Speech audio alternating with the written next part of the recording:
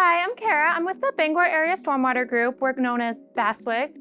So we're a group of local communities that is working together to prevent and educate on stormwater pollution. Today, we're going to present to you a watershed model. So a lot of people actually don't know what a watershed is.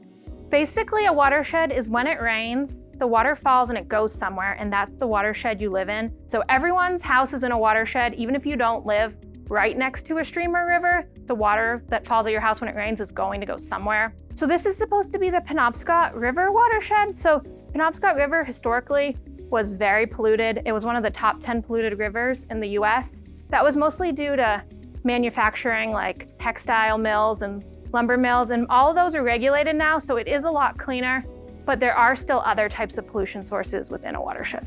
One source of pollution that is still really big in the Penobscot River watershed is stormwater pollution. So that just means when it rains, basically anything that's on the land is going to run off into the watershed it's within.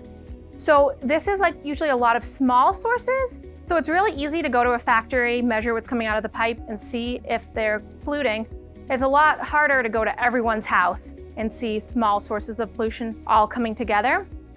So that's called non-point source pollution. And if you look at this model, you can see there's some pipes coming out right here. So these pipes are coming from catch basins. You'll probably see those on your street. They're metal grates. And when it rains, all the rainwater goes down them, and they're actually not treated. So if you live in one of the BASWG communities or a lot of other communities around here, your community has two sewer systems. There's a storm sewer system and a sanitary sewer system. So when you flush your toilet, wash your hands, go use the shower, that's all going to the sanitary sewer. It's all treated, it's clean, it's not causing any pollution. But anything that goes down these storm drains is going straight to the river, which isn't a big deal as long as it's just rain. But that's where stormwater pollution comes in, when stuff is going down them that isn't rain. Each of these types of pollution individually may seem like a small thing. For example, you putting a little fertilizer on your lawn or your neighbor not picking up their pet waste.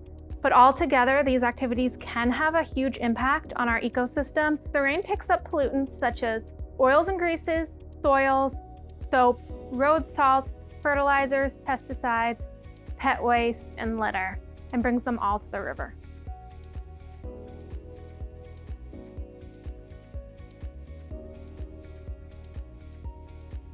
And if you'd like to get involved with the Bangor Area Stormwater Group, we do have some volunteer events we do each year. The first is storm drain marking, where we mark storm drains to help remind people that they drain straight to the river.